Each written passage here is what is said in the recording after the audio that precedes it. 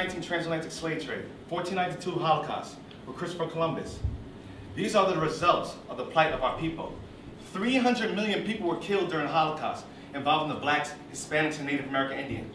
And you say this doesn't have an effect on our people and the conditions of our people and our race? You say that in the school system. Why are the prison institutions filled up? Why are kids killing each other? Why is the abortion rate astronomical in our community? It's because we don't know who we are. Because culture has an effect on your present situation. Knowing who you are has an effect on where you're going. And today, we must not fear, but we must speak the truth and the whole truth. Give me John 8, verse 32. It's the book of John, chapter 8, verse 32.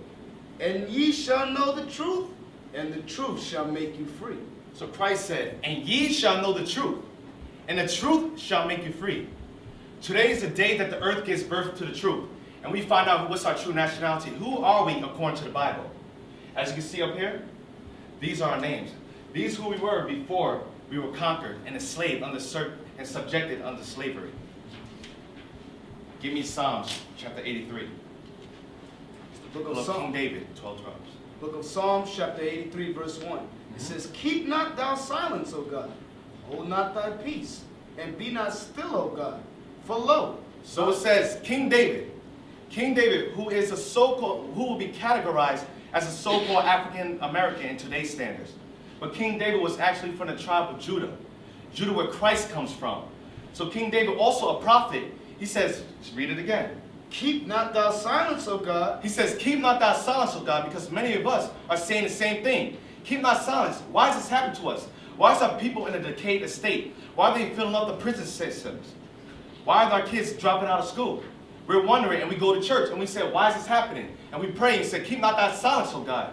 So King David, being a prophet, he would see the future events, the future prophecies that will occur to his people, the children of Israel. He would see that the blacks, Hispanics, and Native American Indians will no longer go as the 12 tribes. He would see the plight of our people. So he said, what? Keep not thou silence, O God. He said, keep not thy silence, God. Hold not thy peace. Hold not thy peace. Because look at what they're doing to us as a people. Read on. And be not still, O God. Don't be still anymore, God. Let your works be manifest on this earth. Do something about our current situation.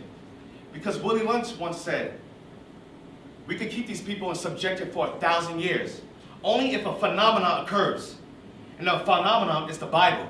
Because the Bible has every documented information about our history. All the history that's been lost to us, the Bible has it. But we just have to go to the scriptures and identify it. Read on. For lo, thine enemies make a tumult. He said, King David said, lo, thy enemies, God. Thy enemies. So God has enemies. But we're taught that God doesn't have enemies. For lo, thy enemies make a tumult, meaning an uproar, a gathering.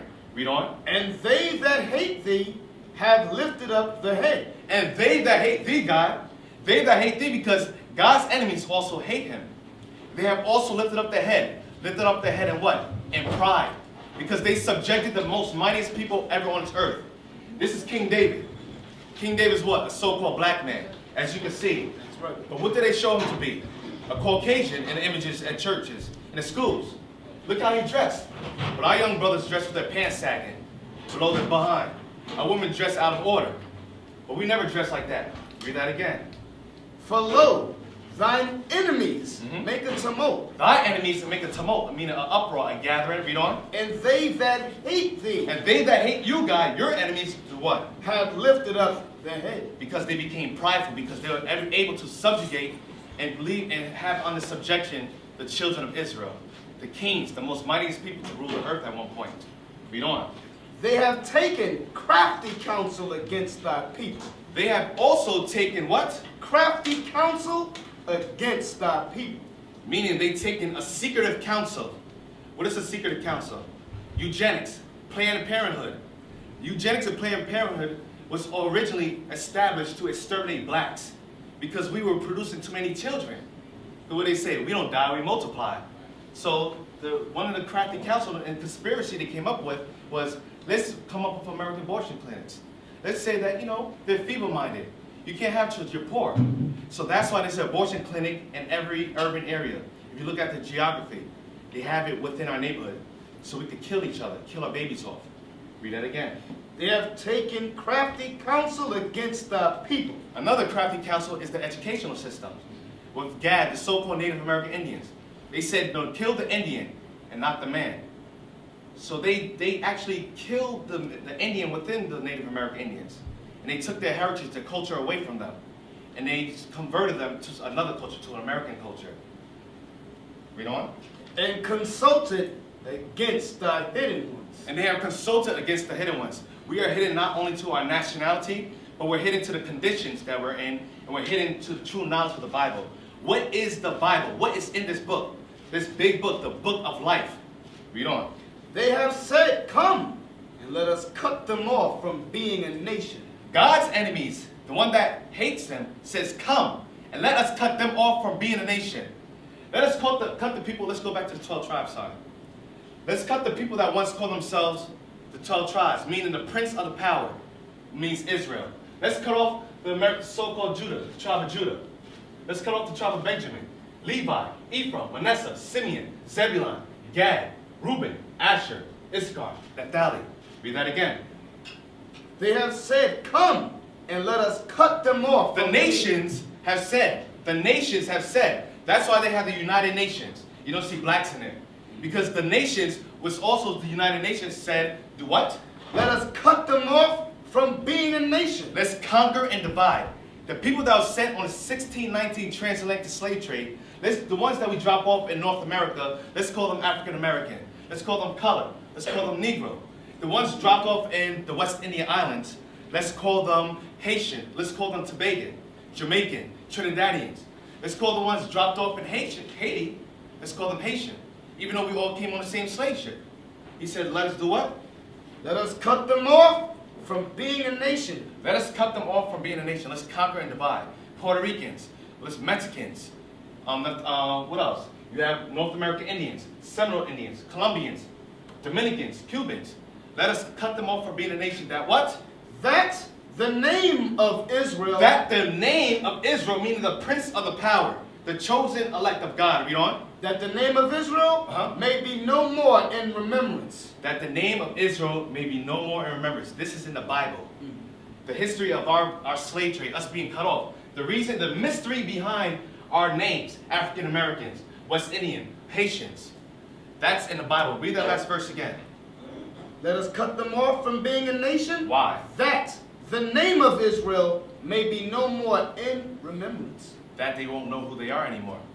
That's why we can't trace our history back from further than 1492 nor 1692 transatlantic slave trade. That's the mystery behind our names being given, these names being given to us. Let's get Isaiah 65 verse 15.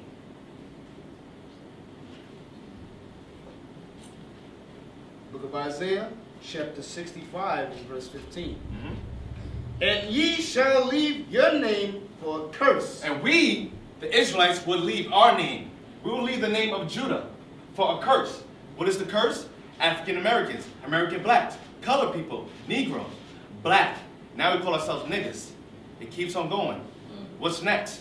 What's next? 2015, 16. What are we going to call ourselves next? Dirt? The Benjamin. Now they call themselves West Indian blacks. If you tell a person from Tobagan that you're the same person as a Jamaican, they, oh no, we ain't no Jamaican. Oh no, or we tell the person that's Jamaican that you and American blacks, you guys are the same family. Oh, they ain't get boy, that lazy person.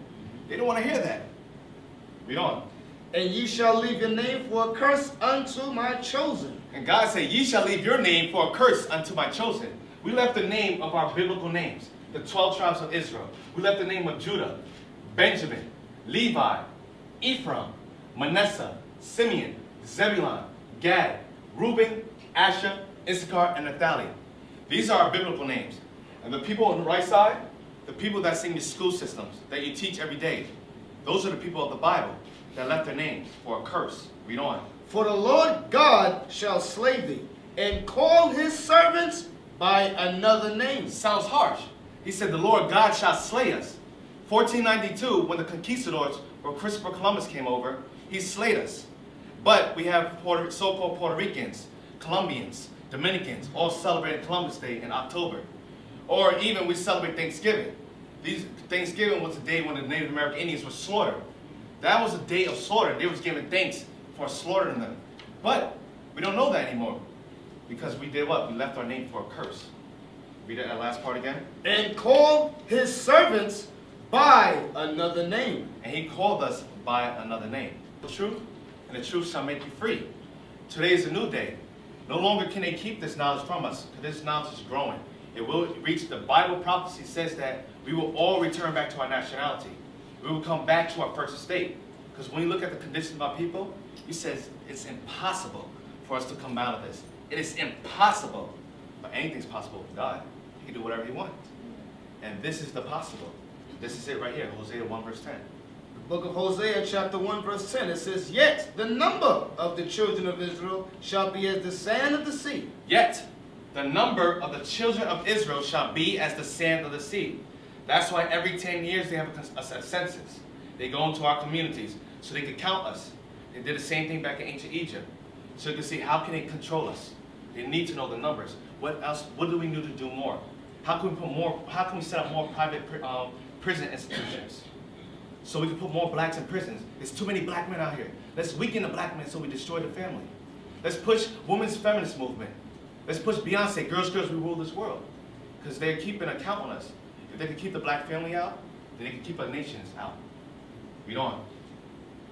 Yet the number of the children of Israel shall be as the sand of the sea, which cannot be measured nor numbered. We cannot be measured nor numbered. And it shall come to pass. It shall come to pass. Hosea is prophesying.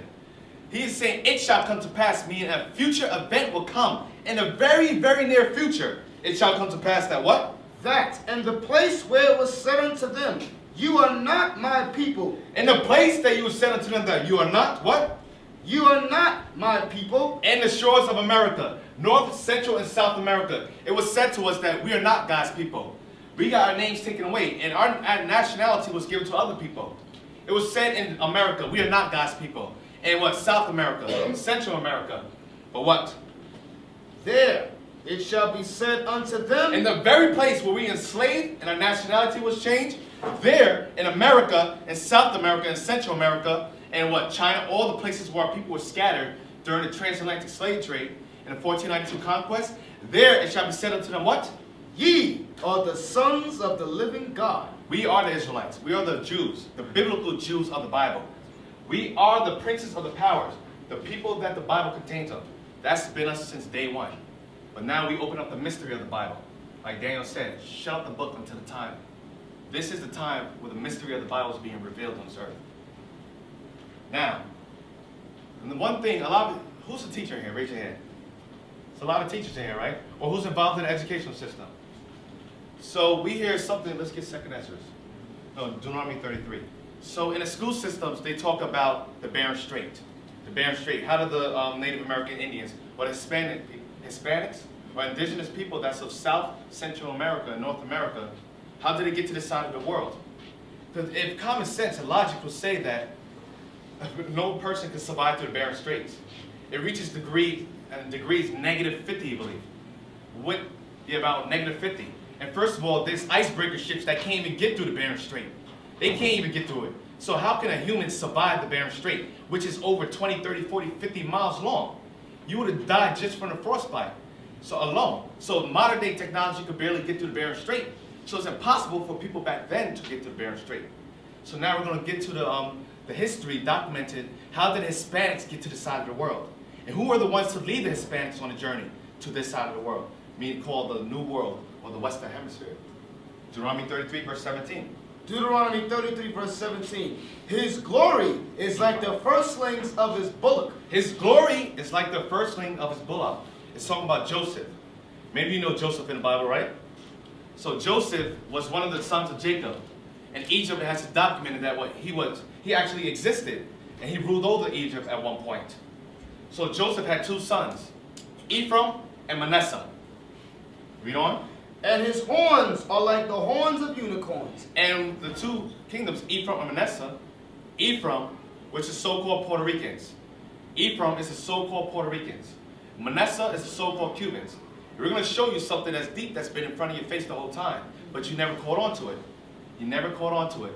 So Ephraim and Manasseh will be the leaders. to lead the 10 tribes, or the Hispanics and Native American Indians, to the Western Hemisphere. Read on. With them. With Ephraim and Manasseh, he shall do what? He shall push the people together to the ends of the earth. He shall push the people together to the ends of the earth. Because the Western Hemisphere was never occupied. That's why when Christopher Columbus came over here, he said this is a newfound world. The ancient maps is cut off. And we're going to show you a video clip later on. That's even in your movies.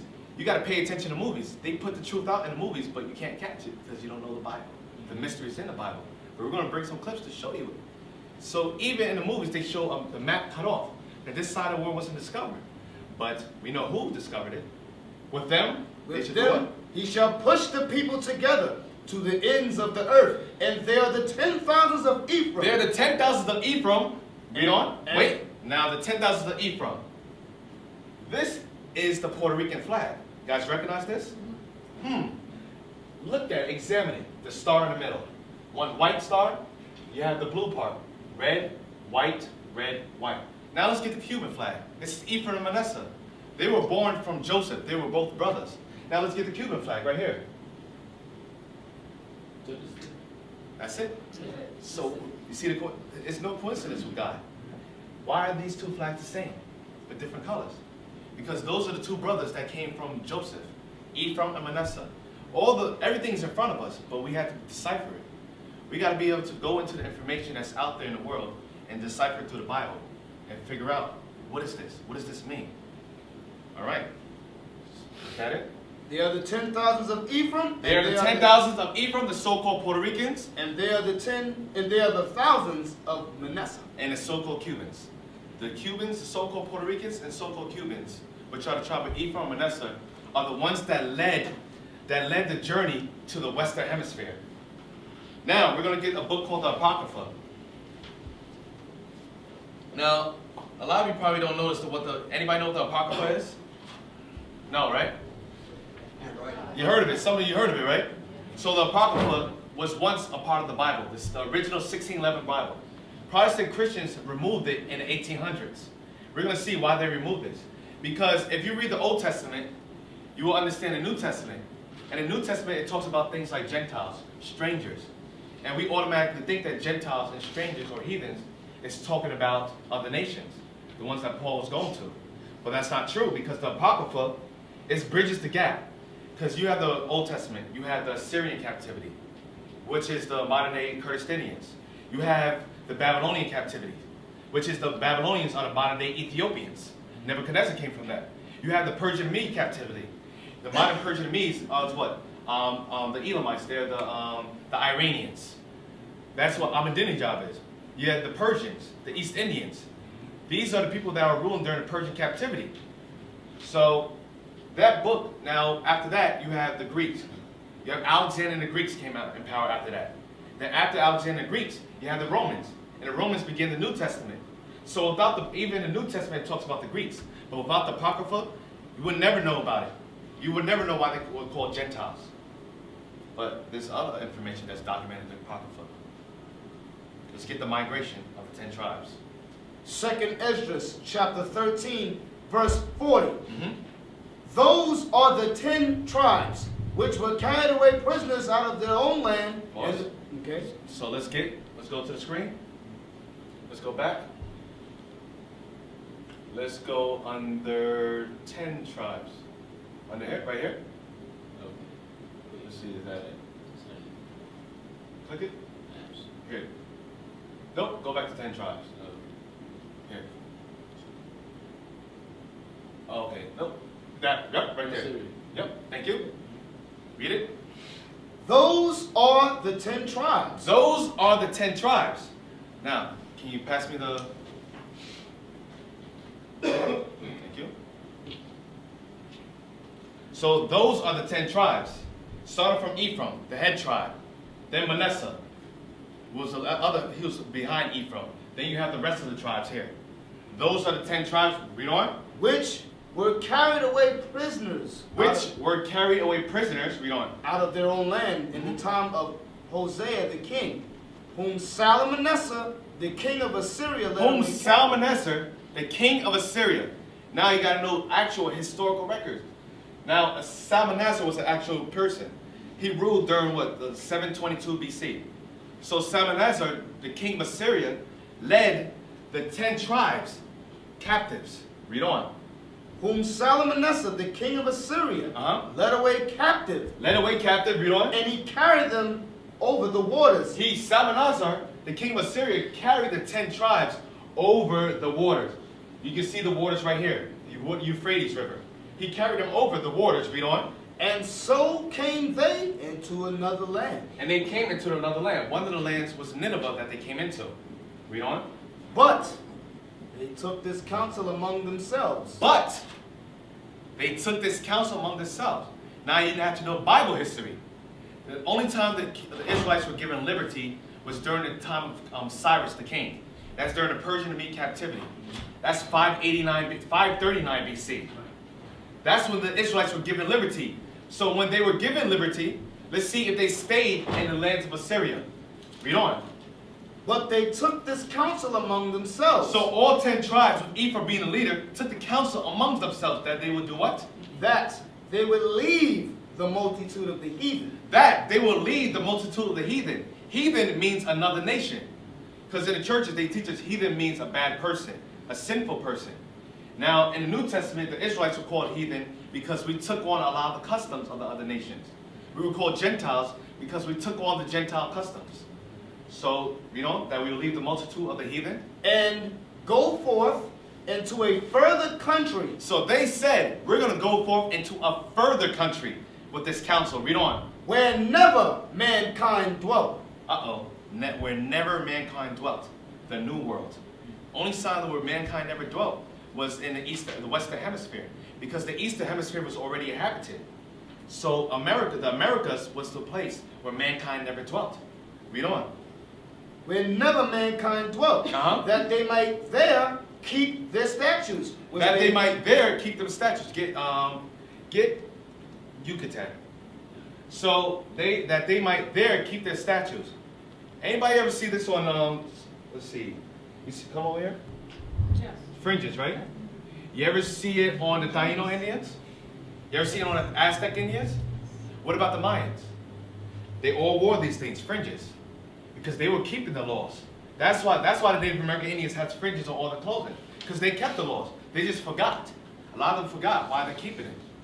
Read on. That they might there keep their statutes. So the reason why they left the Eastern Hemisphere to come to the Western Hemisphere with the so-called Puerto Ricans leading them, they want to keep the laws in Americas. Read on. Which they never kept in their own land. Because they weren't able to keep in their own land because they were slaves, just like us. We keep the laws of what America taught us. Everything we know right now is what this country taught us. We've been assimilated to society. We're not our own people anymore. We became Americans through slavery. We lost our identity and took on another identity. Read on. Verse 43, they entered into Euphrates by the narrow passages of the river. Because the Euphrates River is the narrow passage that you see is very narrow. Read on. For the Most High then showed signs for them. The Most High then showed signs for them. Now, let's get more documented history. Let's go back to Yucatan now. Now, you have the so-called Mexicans. As you read the Bible, God imparted the spirit to understand how to read the constellations. So the Most High imparted that wisdom to them. Let's not go there. Go to documents. Right here. The Yucatan. Now Yucatan is a place in Mexico. So Yucatan is before and after the conquest. Now it says before and after the conquest. So we're going to go before the conquest of 1492. Now let's go back. Let's go back to documents. Okay, thank you. Now let's get this. This one. Go back. Go back to documents. Okay? Good. Most High showed them what? For the Most High then showed signs for them. He showed them signs. Let's read some signs. This is from the book Yucatan. Some old men of Yucatan, meaning of Mexico, say that they have heard from their ancestors that this country was peopled by a certain race who came from the east. The Eastern Hemisphere. Yucatan, Mexico, was what was what? Some Omen of Yucatan say that they have heard from the ancestor that this country was peopled by a certain race who came from the east.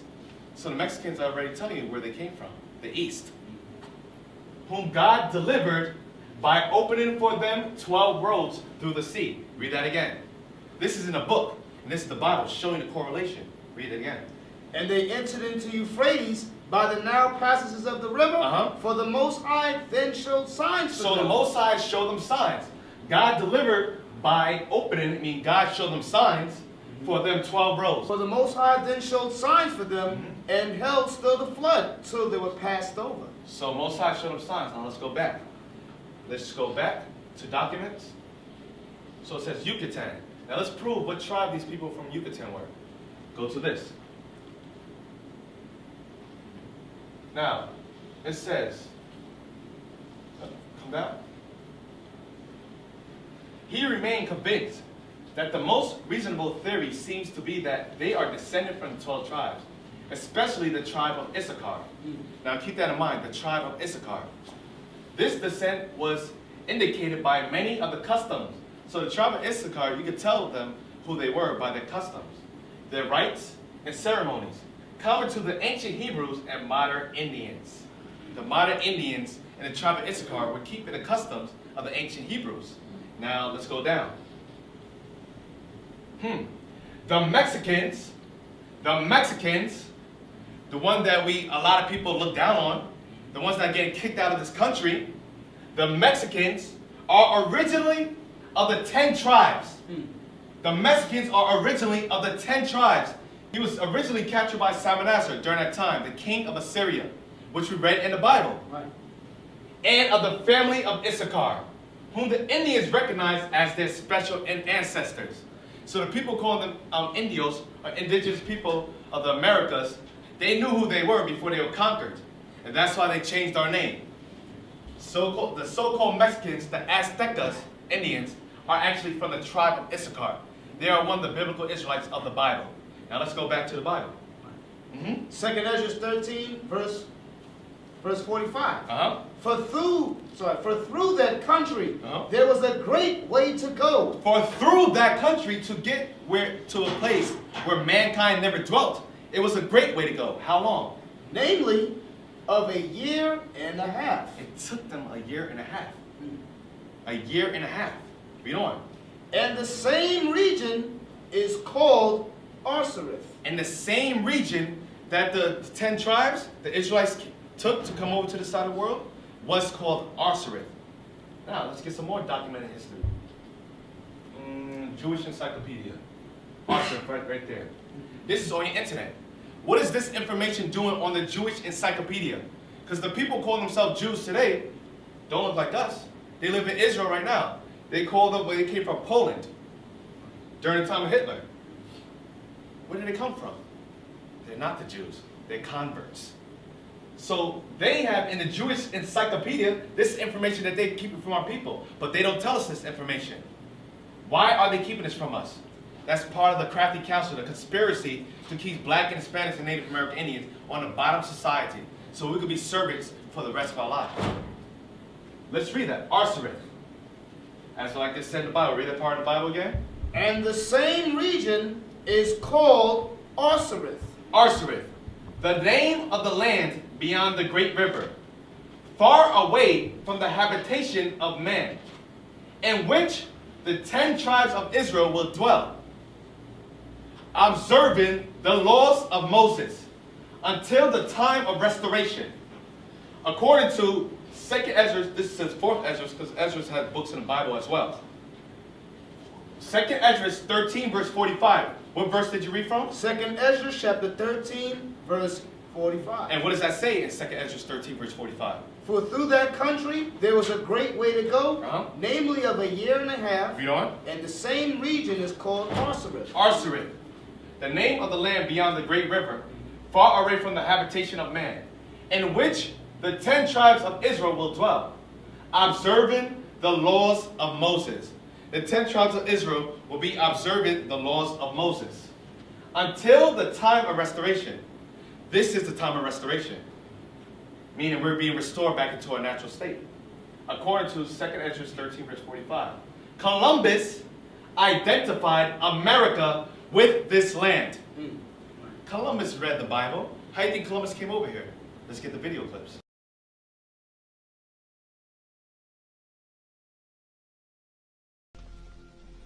Why do you wish to sail west? To open a new route to Asia. Asia is the richest kingdom, the land of spices and gold. At the moment, there are only two ways of reaching it. By sea, sailing around the African continent. The journey takes a year. Or by land. But the Turks have closed this route to all Christians. There is a third way. By sailing west across the ocean sea. The distance is unknown. It's said to be infinite.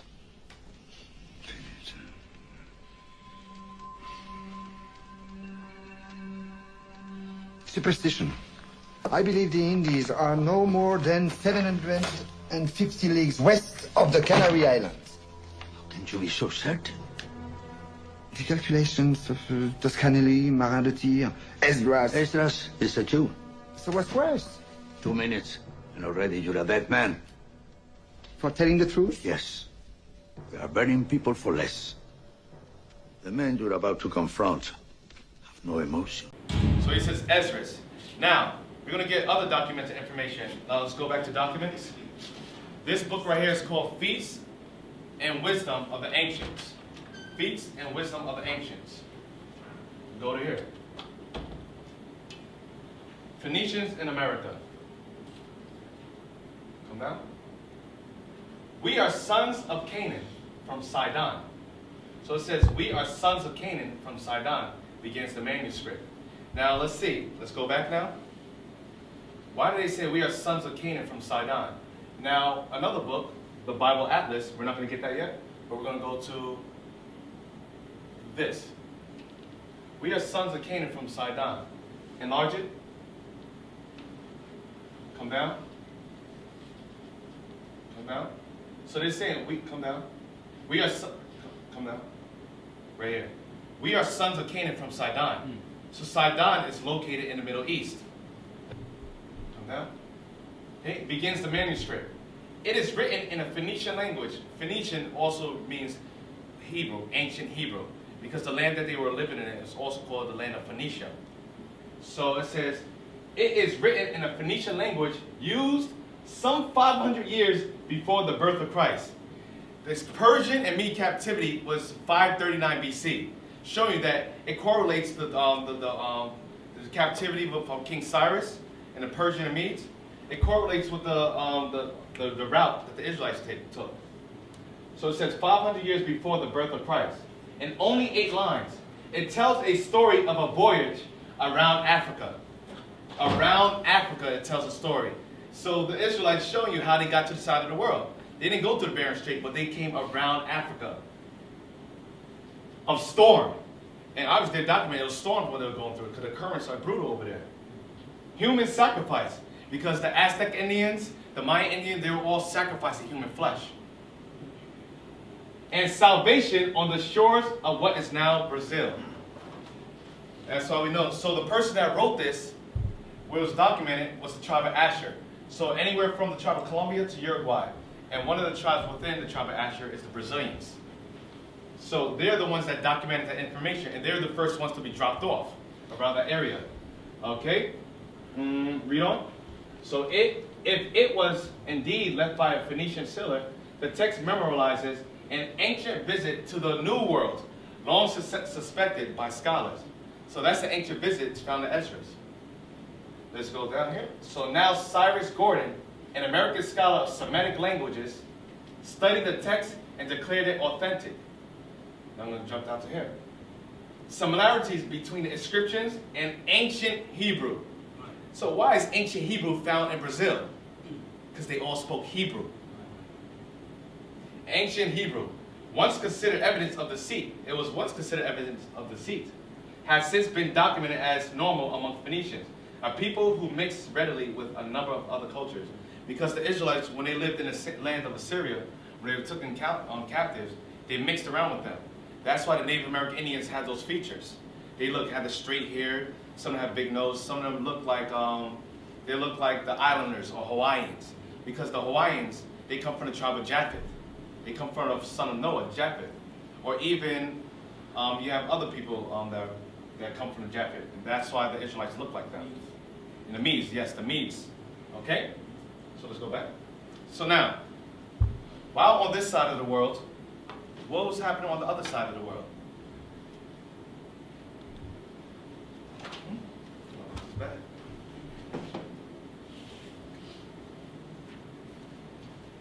Let's get Luke 21. So, while on this side of the world, what about the other people? If we claim to be from Jews, what happened to that side? Let's get Luke 21. Luke chapter 21 and verse 20. Mm-hmm. It says, "And when ye shall see Jerusalem compassed with armies, then know that the desolation thereof is nigh." So, when you shall see Jerusalem, this is Christ speaking. When you shall see Jerusalem compassed with armies. Now you have to know other history. 70 AD. The siege of Jerusalem with Titus and Vespasian, Roman generals. Christ was warned of them. When you shall see Jerusalem compassed with armies, means surrounded about with armies. Read on. "Then know that the desolation thereof is nigh." Then know that the destruction of Jerusalem is coming near. Read on. "Then let them which are in Judea flee to the mountains." Then let them which are in Judea, meaning Jerusalem, flee into the mountains. Now let's see, what mountains did the Israelites flee to? Now give me Matthew 2 verse 13.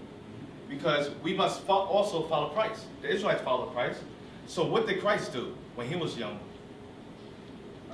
Matthew chapter 2 and verse 13. Uh-huh. "And when they were departed, behold, the angel of the Lord appeared to Joseph in a dream, saying, Arise, and take the young child and his mother, and flee into Egypt." Take the young child and his mother and flee into Egypt. Because Egypt is connected to Israel. They're congruent to each other. So why would the angel tell Christ to flee into the other opposite end? Because Herod, he was a Roman. He was so-called Caucasian. And they occupy all the lands around about it. So the closest place for him to go is into Egypt. Why another reason Egypt? Let's get the image of Christ. Because we know the ancient Egyptians were black people. So why would a Caucasian flee amongst black people? Christ and them fled into Egypt to blend in.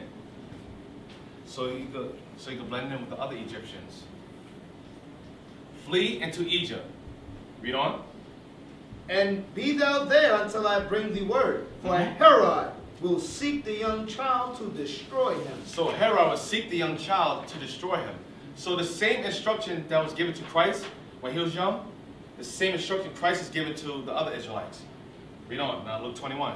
Luke 21 verse 20. Mm-hmm. Then 21. "Then let them which are in Judea flee to the mountains." Flee to the mountains. Flee into Egypt, Africa. Read on. "And let them which are in the midst of it depart out." And let them that are in the midst of Judea depart out. Don't come back into it, because the Roman armies are coming to conquer and destroy. Read on. "And let not them that are in the countries enter therein too. Read on. For these be the days of vengeance." These be the days of vengeance, because Christ is one of them. There was a day that was supposed to come that vengeance will come upon the Israelites. So he said, when this day comes upon you, you better flee to the mountains. I'm warning you right now. These are the signs that I'm giving you. Read on. "For these be the days of vengeance, that all things which are written may be fulfilled." We're going to go, all things which are written may be fulfilled, was written in the book of Moses, which we're going to get later. We're going to show you the curses that will come upon the children of Israel, that will come to pass, that has come to pass at this very present day. Read on. Verse 23. Verse 24. Verse 24.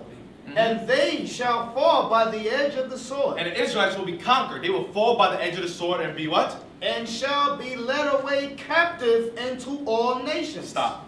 Let's get back to maps. "And shall be led away captives into all nations." Maps. Okay, right here. What was the slave trade about? Us being led away captives into all nations. That's why you have blacks in Vietnam, you have blacks in China, you have blacks in Europe, England, you have blacks in Brazil. You have blacks all over the world. Wherever you go, North, Central, South America, the Eastern Hemisphere. We are, through the 1619 transatlantic slave trade, we were led away captive into all nations. Read that again. And they shall fall by the edge of the sword, and shall be led away captive into all nations. And they were led away captive into all nations. That was the prophecy that must be fulfilled. Read on. And Jerusalem. And Jerusalem, the land of Jerusalem, read on. Shall be trodden down. Shall be stepped on by what? Of the Gentiles. Meaning, other nations will live in our land. The true Jews will no longer live in our land. Because the prophecy says the only time they'll be returned to the land is when Christ comes. That prophecy never came to pass. So the people that are living in Jerusalem right now, they're not the people that Christ warned to flee to the mountains. But the people that were warned to flee to the mountains were the same people that were taken from the coast of West Africa, Northeast Africa, and were led away captives into all nations. Until the time of the Gentiles be what? Until the times of the Gentiles be fulfilled. Until the prophecies come to pass. Meaning until we restore back to our nationality. And then once we restore, then we go back to our land, which is the motherland. They have a song called Swing Low, Sweet Chariot, coming forth to carry us home. The ancestors, the slaves back then, they knew of these things. So the chariots that they was talking about to swing low are the so-called UFOs you guys call, the extraterrestrials you think. Those are the chariots, those are the instruments of the angels of God that he uses. So on those chariots, that's why you see them appear more often and often, because they're getting ready for the day of deliverance.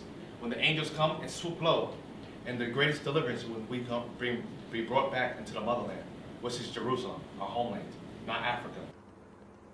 אתה מצלם?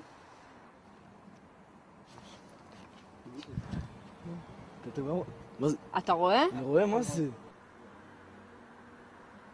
תגיד, שתים יותר מדי? לא, לא. לא, לא, כולנו רואים את זה. מה זה? 5 עיניים. שיו!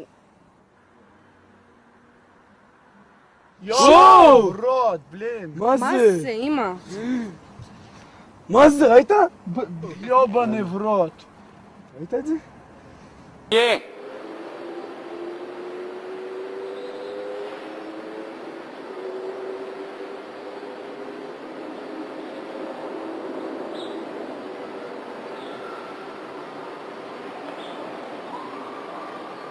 And different other areas of West Africa. So, Joel 3, and let's go back to documents. Joel 3, verse 1. Joel chapter 3 and verse 1. For behold, in those days and in that time, when I shall bring again the captivity of Judah. He said, for behold, in those days and that time, another prophetic event will occur.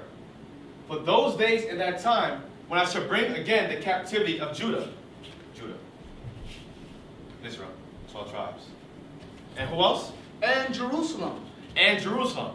And the Jerusalem were the inhabitants of Judah. Because of these three kingdoms, Judah, Benjamin, and Levi consisted of the Jews. Jew is the derivative of the word Judah. And from Judah was these three tribes. We call them the southern kingdom of Israel. And the other tribes are called northern kingdom. And in the New Testament, we call these tribes Gentiles, strangers. So Paul was going to these tribes. That's why you don't hear about them. Because it was the same hatred. Just like blacks don't get along with Hispanics right now, you can see in the school systems, there's always gang wars. You have the Latin kings against the Bloods. Always constant rival. That goes back all the way from King Solomon. When the split of Southern Kingdom and Northern Kingdom, we were fighting since ancient times. And that fight is still going on to this very day. Nothing has changed. Read on. Verse 2. I will also gather all nations. God said, I will also gather all nations. Another prophetic event. Read on. And will bring them down into the valley of Jehoshaphat. The valley of Jehoshaphat is Israel, the Middle East. He said, I'm going to gather all nations and bring them down into the valley of Jehoshaphat. We are living that times right now. Read on. Will bring them down into the valley of Jehoshaphat. Of the Middle East. That's why you see all nations, Russia. You see China. You see Syria. Everything's happened in Israel. Everything, all the conflict is around Israel. Israel wants to go to war to Iran. So if that goes on, that everything goes on because Russia's going to come right behind them. So that's why God said this again. Read it again, verse 2. I will also gather all nations. And that's happening right now. He's gathering all the nations right now. And this is the reason why the war is happening. This is the secret behind the war. World War III coming to pass. God is doing that right now. For what reason? And will bring them down, eat with them there for my people and for my heritage, Israel. And for his heritage, Israel. He's not going to say please. He's God. God doesn't plead. So the war is going to break off for his heritage, Israel. Read on. Whom they have scattered among the nations. Uh-oh. Whom they have what? Scattered among the nations. The Third World War is happening because the other nations scattered us among the nations during slavery. Read on. Will scatter among the nations and parted my land. And parted my land. What happened a couple of years ago? You had Palestine, the Palestinians, and the Israelis. They parted the land. That happened in the United Nations. God's showing the prophetic event that happened a couple of years ago because they divided the land between Israelis and Palestine. That's why the war is going on right now because they parted the land. That was a prophecy that had to be fulfilled, that you saw for your very own eyes. And it's in the Bible. But you must go into the Bible to understand what it's talking about. Read on. And they have cast lots for my people. And they have also cast lots for my people. Let's go back to documents. Thank you. Read that again. And they have cast lots for my people. So, 25, 45, 65, 69, so to Master Charleston in Virginia. So, they have cast lots for my people. They have offered them on slave auction block. So, to Master Charleston in Virginia. So, one nigga. That's what they did. They cast lots for God's people. Read on. They have cast lots for my people, and have given a boy for an harlot. And they have given a boy for a harlot. Slave breeders, so they can produce more big and strong slaves. What's the movie called? Uncle Tom. Uncle Tom. They show that in Uncle Tom. Everybody see Uncle Tom in here? Uncle Tom, Farewell Uncle Tom. You see that movie? They had the biggest slave breeding with other slave women to breed more big slaves because good economics. That's what the bigger they are, the more work they could do. So they have given a what for a harlot? A boy for an harlot. And they given a boy for a harlot, so he could be a breeder and produce more slaves. Read on. And sold a girl for wine. We all know the history books, for the historians in here. Our women were sold for wine. They were sold for wine, and they participated in parties and orgies with them, the slave master. This is true. I can't hold anything back, but I must speak the truth, and nothing but the truth. And this is what they did. They raped our women when they were sold for wine. Read on. That they might drink. Yea. And what have ye to do with me, O Tyre and Zidon? And yea, what have ye to do with me, O Tyre and Zidon? Tyre and Zidon. Now let's go back to documents. And yea, what have you to do with me, O Tyre and Zidon? When you examine the scriptures, Tyre and Zidon came from the forefather Ham. Ham was a forefather of the African races. Let's get that in the Bible dictionary. And you can also go back. Yep. Go to albums. Go to documents. Up here. Yep.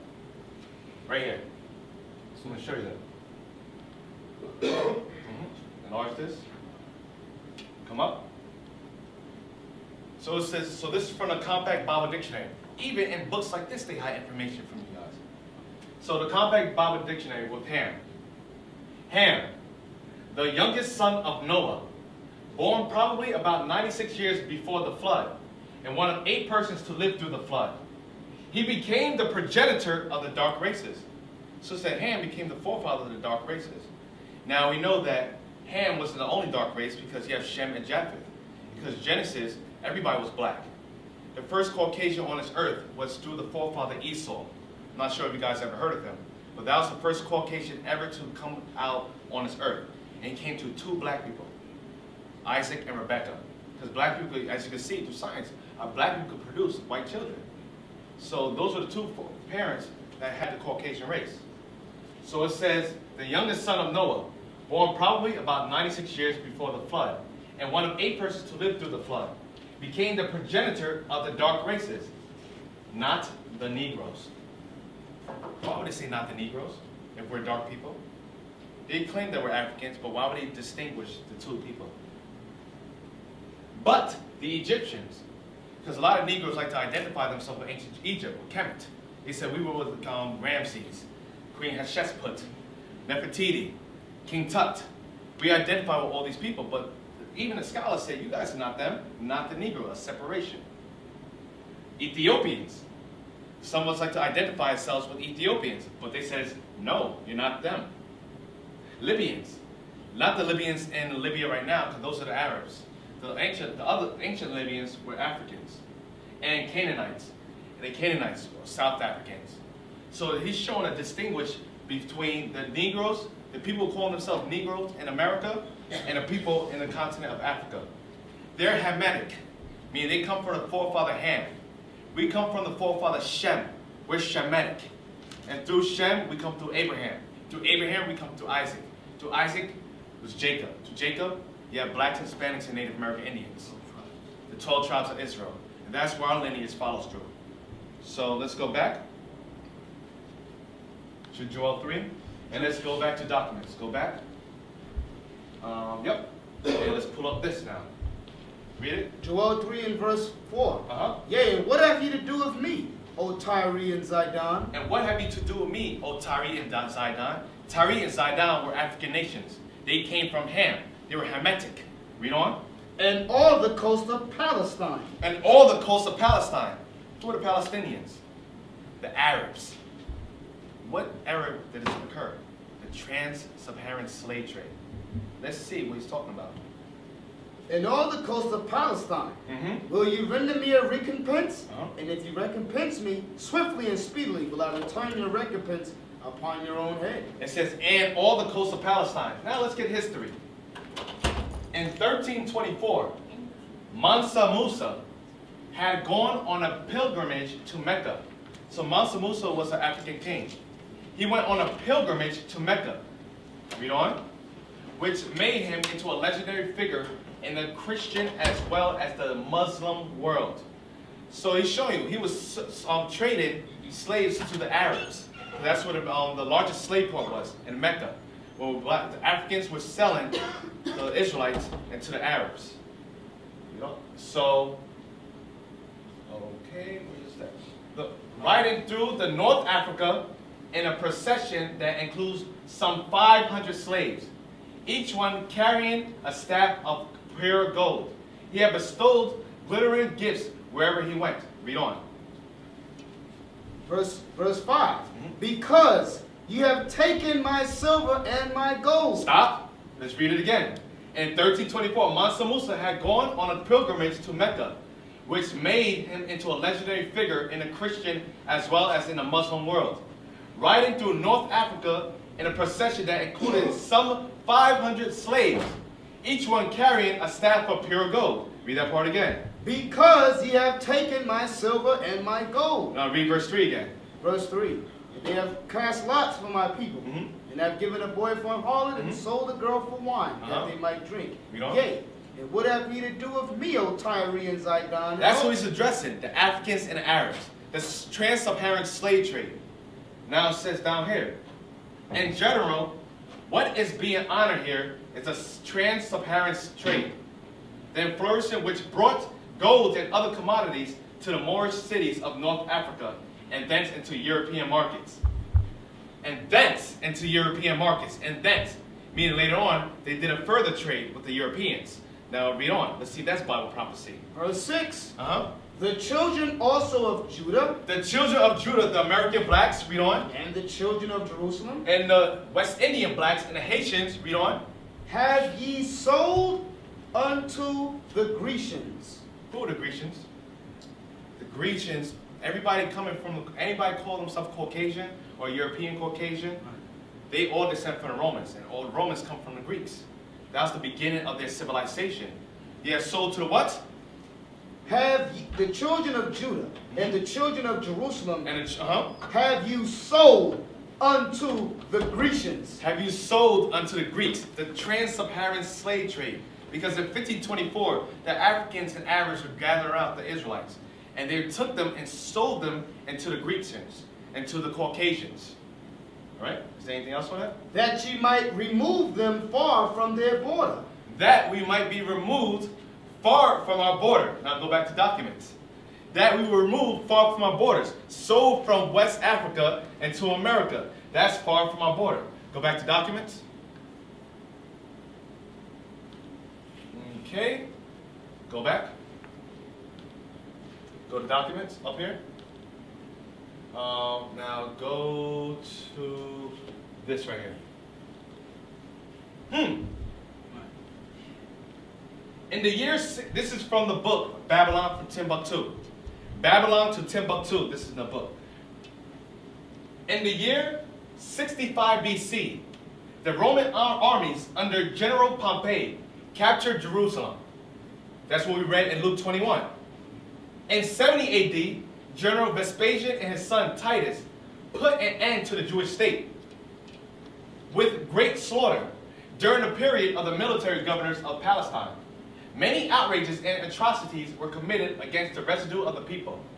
During the period from Pompey to Julius, it has been estimated that over 1 million Jews fled into Africa. Over 1 million Jews fled into Africa in slavery. The slave markets were full of black Jewish slaves. Let's read that again. The slave markets were full of black Jewish slaves. Now let's go back to verse 6. Joel 3, verse 6. Joel chapter 3, verse 6. And this is the book. You can also purchase this book too in the bookstores. Barnes & Noble, Amazon, Barnes & Noble. They didn't hike this price up yet. It's still affordable. So you better get it while you can before it's $1,000, $2,000. All these books we have, the prices shoot up. And some books you can't even find anymore. We try to go back and find books, they took off the markets completely. They took it off the shelf. You can't even find it. One bookstore actually interrogated me. I went for one book. I said, hey, listen, can I get this book? They said, what for? I said, oh, for a school project. I said, why are you asking me these questions? So a guy from downstairs came up to me. He said, okay, so you want a book? I said, why want the book? So later on, they said we have it in stock. So a couple weeks later, they said, oh, it's out of print. There's nothing we can do about it. I went on the websites. All throughout, I looked on websites, European websites, all the websites. They discontinued the book from the shelves altogether. Now we can't find it. So we gotta go through PDF. So these books are like treasures because it has all the information. You wanna hide anything from a Negro? Hide it in the book. Too late, we got the books. Can't hide it anymore. All right? All right, so now, during this time, you wonder what happened to the so-called Hispanics and Native American Indians. Because remember, we went to the Eastern Hemisphere. Now let's go back to the Western Hemisphere. Okay? Give me Hosea 8, verse 13. And go back. Okay?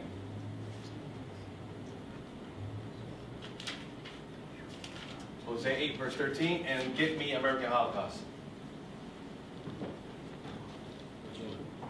Oh, I'll tell you in a second. Hosea chapter 8, verse 13. They sacrifice flesh for the sacrifices of mine offering. They sacrifice flesh for the sacrifices of my offering. Read it again. They sacrifice flesh for the sacrifices of mine offering and eat it. But the Lord accepted them not. And eat it, but the Lord accepted it not. Now we're going to take a clip from a movie called Apocalypto. So it says, this is concerning the northern kingdom of Israel.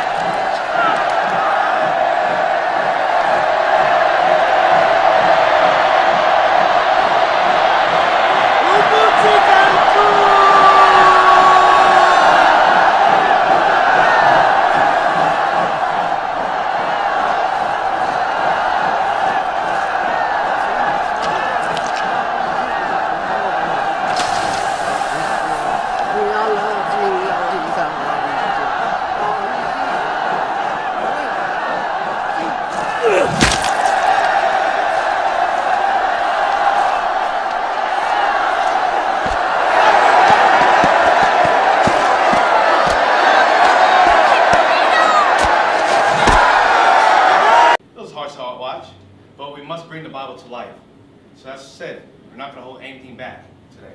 So read that again. They sacrificed flesh for the sacrifices of mine offering and Because eat it. they were sacrificing flesh. You have the Incas, the Mayans, the Aztecs. Were all sacrificing human flesh for his offering. Read on. But the Lord accepted them not. He didn't accept them not. He didn't accept the human sacrifices. Because the sacrifices what they were doing in Jerusalem were other animal sacrifices. But they went off and started sacrificing their own things. Read on.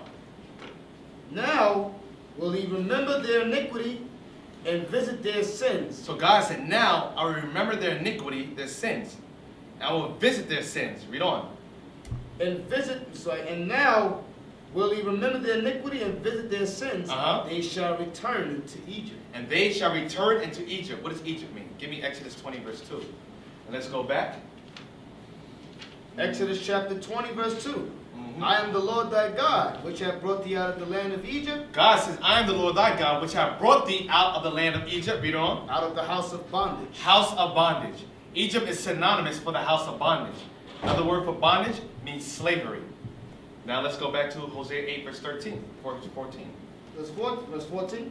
They shall return to Egypt. Okay, they shall return to Egypt. Meaning the Israelites, you guys, will return back into slavery. Read on. For Israel have forgotten his master, his maker. Because after a while, they started, the Hispanics and Native American Indians, even though they were practicing the laws, eventually they forgot and they started sacrificing human flesh, as you can see. And God said, you're going to return back to slavery because you forgot me. You forgot the laws that we kept. Read on. And buildeth temples. And buildeth what? And buildeth temples. Let's get this. Why do you think the temples in ancient Egypt is similar to the temples in America? And they builded temples. That's the temple in, I believe, that's the Inca temple. You go to this one, and the Mayan temple. Why did the Incas and the Mayans build temples?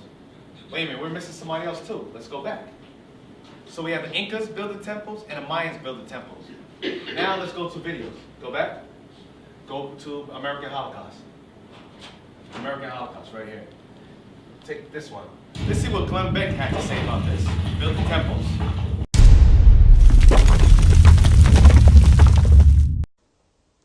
Is made up of 606 feet, 606 feet, 606 feet, 606 feet.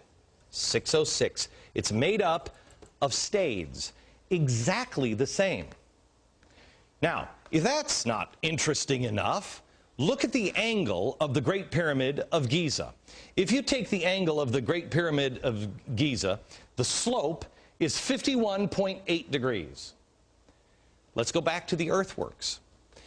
If you measure the line that goes straight through the center of the structure, right here, and then you go true north, it's 51.8 degrees.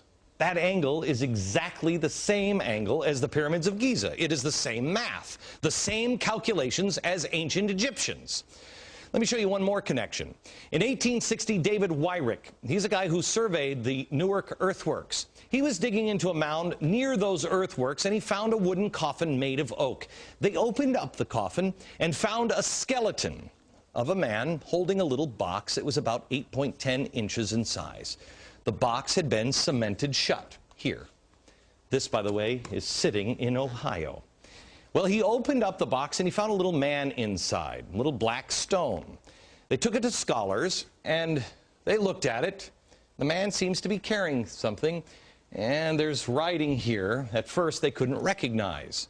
The writing is, they thought in 1860, some sort of Hebrew. Well, finally, about 20 years later, they found some rabbis living in the area, and the rabbis looked at that, and they could read it. They said it was an old kind of block Hebrew, and it was a rendition of the Ten Commandments. Now, this is another piece. Block Hebrew, they said they'd never seen anything like it. Mainstream archaeologists at the time called this a hoax. But then in 1900, or just about after 1900, in Israel, they found the same block-style Hebrew writing. Mainstream archaeologists still dismissed the findings. They found it in Israel, and they found it in Ohio. But there was another stone that they found that they couldn't argue. This is the Bat Creek stone. It was found during the course of an official Smithsonian evacuation. The Smithsonian didn't understand the meaning of the writing on the stone. They thought it was Cherokee, since it came from Cherokee country. They didn't realize that it's actually Hebrew. They had published this originally upside down. They threw it in a box at the bottom of the Smithsonian, put it in the basement. Many years later, a scholar took it out of the box, looked at it, and went, oh my gosh, it's upside down. It's Phoenician, ancient Hebrew. So what's going on here? What is that about? Where is that history? I'll show you in a few minutes, and we're going to have Mexico and Peru. It's the same temples as built in ancient Egypt, because what? The Israelites that were delivered out of the land of Egypt with Moses, they are the same people in the Americas that built those temples. So and even Glenn Beck confirmed it. So all this information out here, these are the Hebrews, these are the Israelites, and came from the eastern side of the hemisphere. Now, we read before that the southern kingdom, the Jews, were taken to captivity to the Caucasians. And then we have the northern kingdom, the Hispanics. He said, you shall return into Egypt. Let's get Deuteronomy 28. What you gonna know about Deuteronomy 28? What we're gonna go over right now? It is the slave trade. Word for word. Word for word. Every word documented on Deuteronomy 28 is the slave trade. Let's get it. Deuteronomy chapter 28, verse 15. Uh-huh. It says, but it shall come to pass. But it shall come to pass, meaning a future and prophetic event will occur. Read on. If thou wilt not hearken unto the voice of the Lord thy God. If that we didn't listen to God's voice, which is what? To observe, to do all his commandments, and his statutes which I command thee this day. Because the voice of God was his commandments, the laws. The laws made our heritage. It separated us from everybody else. Just like you have Arabs, they have customs that they keep. You have Chinese people have customs that they keep. You have Africans has customs that they keep. Every nation has their own customs. Our laws identify us with who we were, the Israelites. And when our laws were taken away from us, we no longer became the Israelites. We became African Americans. So our laws are the ones that empowered us as a people. Read on. That all these curses. That all these curses shall do what? Shall come upon thee. Curses will come upon the children of Israel and do what? Upon thee and overtake thee. And the curses will come upon us because we didn't keep God's laws, and it will overtake us as a people. Verse 16. Cursed shalt thou be in the city. He said, curse. One curse is you're going to be cursed in the cities. Look at every major city in America, Europe, throughout the whole world. You find blacks and Hispanics in the ghettos. We're cursed in the cities. Why is it that when you go in a black neighborhood, you see gum on the floor? You go to the elevator, you smell pee in the elevator. You see crack needles. You see a gun shop and a liquor store right next to each other. We are in Section 8, welfare. He said, cursed shall you be in the city, all in our communities. Cursed shall thou be in the city. He's saying what's going to happen because we don't want to keep his laws and follow his commandments. He said, this is going to be your demise. You don't want to listen? Fine. I gave you everything. I can always take everything away from you. Read on. And cursed shalt thou be in the field. Cursed shall thou be in the field. Let's get this image. We were cursed in the field during the time of slavery. We were cursed to pick cotton. These are actual images taken from slavery on a cotton field. Actually on the field. You can see it's all cotton. Go to the next image.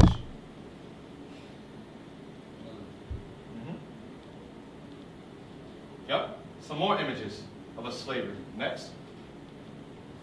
You see? Cursed shall we be in the field. Read on.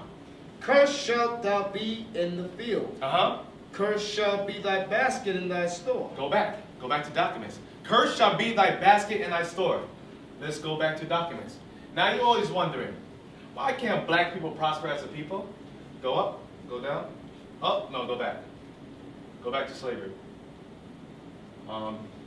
Nope, go back. Go back to Deuteronomy 28. Cursed shall thy basket in thy store. Get that. Why is it that blacks and Hispanics, blacks alone, we generate $1.1 trillion. We have estimated to generate $1.1 trillion a year. You got Hispanics, $1.2 trillion a year. If they said if we were to use our money wisely, we would be the 8th and the 9th powerful nation in the whole world. The 8th and the 9th powerful nation in the whole world. But why can't we prosper? Why are we always asking for Section 8, welfare? But we have so much money within our community. God says, cursed shall I be thy basket and thy stores. Because you look at this, they even mock us. Black consumers, white businesses, Asian businesses, others. Where's the black business? Now look in your community. Look in the community of Englewood alone. Where's our stores? Where's our stores? You can see a chicken spot on every corner. Somebody that just came from another country all out of nowhere, they get a loan, and they can open up a store, but we can't get a loan. Cursed shall be thy basket and thy store. Right. There's 5, 6 different Chinese restaurants in our community. You have all these different restaurants, and you tell me a black store can't be owned? And the black stores that were owned in Englewood, as you guys know, the rent was raised, and they all got pushed out. We have family friends that we know of that stores got pushed out. And they say black people don't support each other because we don't apply the laws towards each other. As long as we don't apply the laws, we will never support each other, not in our mindset. So God said, you don't want to keep my laws? These are the curses going to come upon you. Every nation is going to prosper above you. Our communities is a gold mine, and that's why everybody comes to our community. Because they know that they're going to prosper. The wheat business, it's $1 billion business. They prosper off of us. Cursed shall be thy basket and thy store. Read on, verse 17. Cursed shall be thy basket and thy store. Verse 27. Verse 27. The Lord will smite thee with the botch of Egypt, and with the emeralds, and with the scab, and with the itch, wherewith thou cannot be healed. And so those are other curses that came upon us. You have the measles, and you have smallpox, the Native American Indians. That's smallpox. That was one of the curses that will come upon the natives. All right, read on. Verse 30. Verse 30. It says, Thou shalt betroth the wife. We will betroth the wife. Read on. And another man shall lie with her. Because in slavery, what did they do to our women? They took our women and they raped them. We had wives that was promised to us, and another man lied with them. Read on. Thou shalt build an house, and thou shalt not dwell therein. And we built America. We built the White House. Benjamin Banneker himself designed the White House, and slaves built it. Then he called it the White House to mock us. But he says, thou shalt build a house, and another man shall dwell in it. I'll go back to the top verse again. Thou shalt betroth the wife, and another man shall lie with her. Now, thou shalt betroth a wife, and another man shall lie with her. Give me Hosea 7, verse 8. Now, you wonder, why the Hispanics? Why the Hispanics different colors? Because a lot of people say that the people calling themselves Hispanic today are Latinos. A lot of them are descendants of Spain because of their colors. A lot of them have a light, they don't have any pigmentations in them. But God's showing you the mystery behind it. Because what? He said, you shall betroth a wife, and another man shall lie in with them. So a lot of people, the Hispanics, were raped. Or even the women just were given to them. So, Hosea 7, verse 8. Ephraim, he have mixed himself among the people. Ephraim, northern kingdom, have mixed himself among the people. Have mixed himself among the Spaniards. That's why he had the term mestizos come from. They were called mixed. Read on. Ephraim is a cake not turned. Ephraim, meaning Hispanics, will be a cake not turned. Some are dark skinned. And you see the Puerto Ricans, they're very dark. You see so-called Mexicans, they're very dark. You see Cubans, they're very dark. But you see the other ones are very light. So you say Ephraim is a cake not turned. Ephraim is a cake not turned. One is dark, one is light. Read on. Ephraim is a cake not turned. Strangers have devoured his strength. The conquistadors have devoured the so-called Hispanics, the Israelites' strength. They took the knowledge from them. They took the identity, the nationality. They took the laws away from them. Read on. In the end, he knoweth it not. Now you know the majority of the Hispanics, even in the educational system, they never knew that there was a slavery. They don't know who they are. And teachers in here could bear witness in it. Teachers, doctors, lawyers, businessmen, politicians. We all see the Hispanics. They have no clue who they are anymore. They don't know that they were in slavery. And they always say, oh, you Negroes were slaves. You Negroes, we have nothing to do with you. We Spaniards. God says, no. Just because you're light-skinned doesn't mean you're Spaniards. He said, you just mix yourself amongst the people. Read on. Strangers have devoured his strength, yet and he knoweth it not. Yea, Gray hairs are here and they're upon him. And yet gray hairs are here and upon them, meaning they get old. And read on. Yet he knoweth it not. Even when they old, they don't know their nationality. They don't know their history. Now give me Hosea 9 verse 13. Now, because even though they mix themselves amongst the people, many people might say, okay, then they must be Spaniards. You must need further proof. Now let's go back to documents. And go here. Okay. Read right here. Hosea 9 verse 13. What did God do to prevent that from happening? To prevent the people that are light-skinned from becoming Spaniards. Read on. Come down. Hosea 9 and verse 13. Ephraim, as I saw Tyrus, is planted in a pleasant place. But Ephraim shall bring forth his children to the murderer. So Ephraim shall bring forth his children, meaning Hispanics will bring forth their children to the conquistadors, the Spaniards. He will bring forth their children to the murderer because they are the murderers of our people. Read on. And what did God do? Give them, O Lord, what wilt thou give? Give them a miscarrying womb. Give them a miscarrying womb and what else? And dry breasts. And dry breasts. This is from the book Bartolome de las Casas. Anybody ever heard that book before? Bartolome de las Casas was a priest that came with Christopher Columbus in Ana Hispaniola. He documented everything that happened to the so-called Hispanics. He documented all the atrocities and genocides committed against the people and indigenous people of North, Central, South America. So read that last part again, and let's see what was documented in his book. Give them a miscarrying womb and a dry breast. And dry breasts. Let's read the book. The milk dried up in all the mothers who were suckling their babes, and soon all the newborn babes died. Read the prophecy again. Hosea chapter 9 and verse 14. Documents. Give them, O Lord, what wilt thou give? Give them a miscarrying womb and dry breast. Give them a miscarrying womb and dry breast. Now let's get verse 31. Go back. Deuteronomy 28.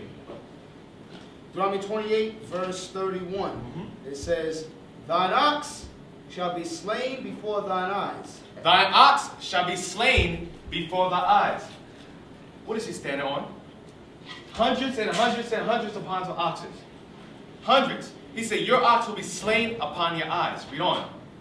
Thine ass shall be violently taken away from you. And your ass shall be violently taken away from you. Read on. From before thy face. Read on. And shall not be restored to thee. Because you always hear us claiming, where's our 2 acres and a mule? 40. 40 acres and a mule. Where's our 40 acres and a mule? What did God say about your 40 acres and a mule? Stop asking about it. This is what God's saying. Because this will happen. It says, Thine ass shall be violently taken away from before thy face. Your two mules, or your mule will not be given to you.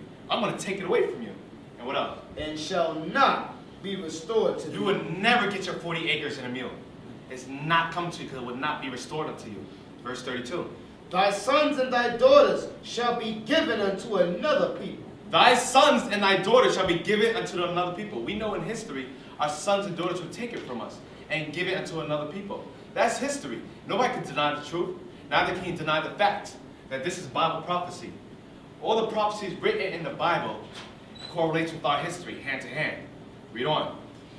Thy sons and thy daughters shall be given unto another people. And thine eyes shall look and fare with longing for them all the day long, and there shall be no might in thine hand. And when our sons and daughters were given to another people, we had no power to get them back. We had no military power. We couldn't do anything.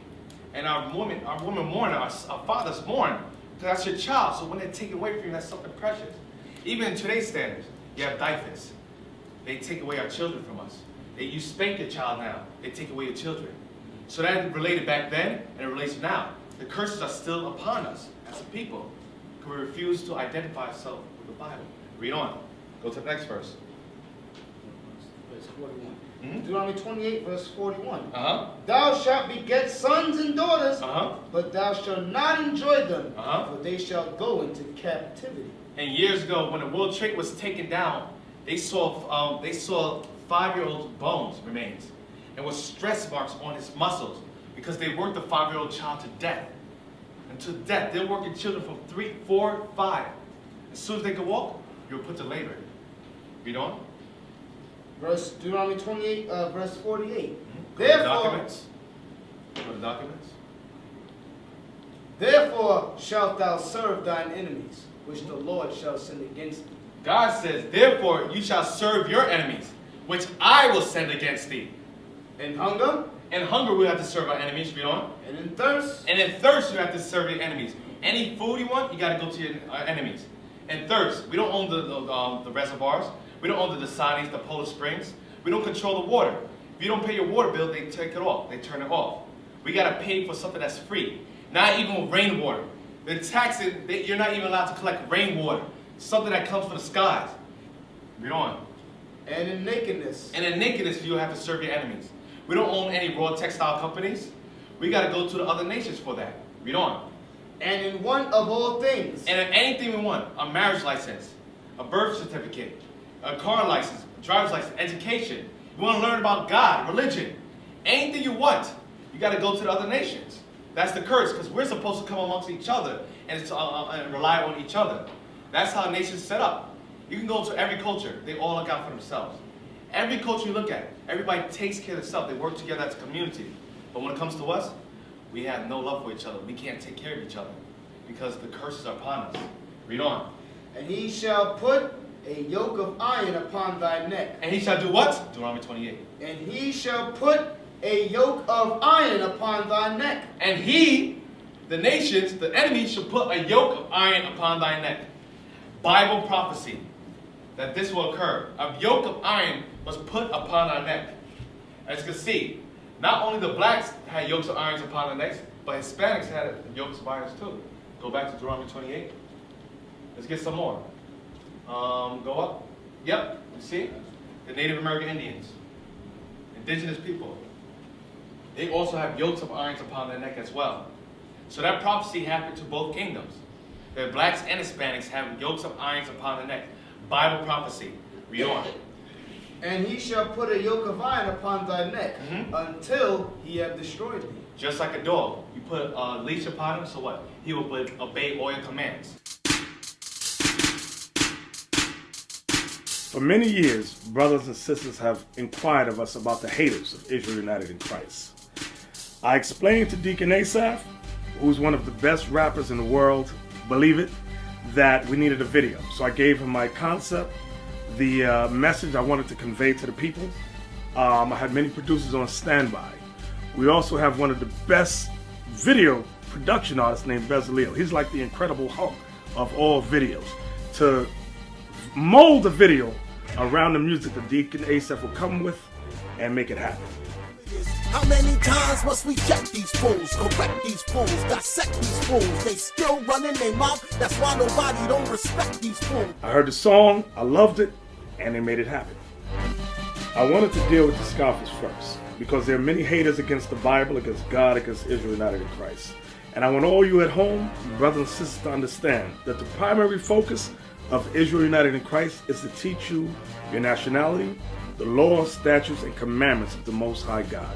Towards the end of the video, I want all the viewers to understand that we are building a nation of kings and priests according to the scriptures, and we will not be deterred by anyone.